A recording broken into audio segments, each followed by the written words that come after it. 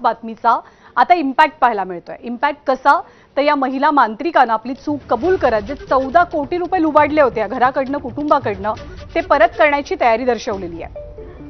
माझ्याच्या बातमीनंतर पुणे पोलिसांनी महिला मांत्रिक, तिचा नवरा आणि या महिला मांत्रिकचा गुरु दीपक खडकेला अटक केली।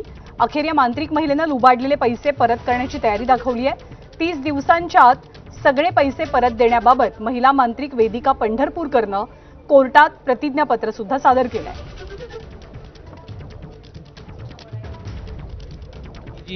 ही जे पॉझिटिव्ह न्यूज आहे हे आमच्यासाठी खरंच बरंच रिलीफ मिळतोय सर आम्हाला। तर मला कोर्टाकडनं आणि ठोंबरे सरांकडनं यांना खूप थँक्स द्यावंसं वाटतं।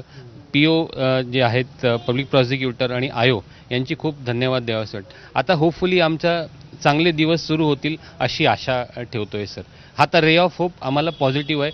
आणि सगळ्यात मुख्य गोष्ट म्हणजे ठोंबरे सरांनी आणि न्यायालयांनी आणि तुम्ही सगळ्या लोकांनी जे आम्हाला फास्ट सपोर्ट आणि प्रायोरिटी बेसिसवर सपोर्ट दिला त्याच्यासाठी मी खूप खूप धन्यवाद आहे सर। आरोपींनी खूप युक्त्या लढवल्या, तात्पुरत्या जामिनाचा अर्ज ठेवला, तो फेटाळला गेला।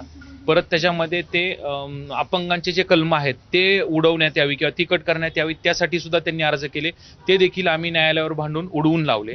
सरते शेवटी त्यांना काल रोजी त्यांनी तिघांनी मिळून आम्ही 14 कोटी रुपये कोर्टामध्ये फिर्यादीला देतो, आम्हाला 30 दिवसांचा तात्पुरता जामीन द्या असं त्यांनी काल कोर्टाला कळवलेलं आहे। त्याच्यावरती आज सुनावणी होणार आहे, दुपारी त्याच्यामध्ये सुनावणी ठेवलेली आहे। आणि भारताची अग्रगण्य विमानसेवा कंपनी इंडिगोच्या व्यवस्थापना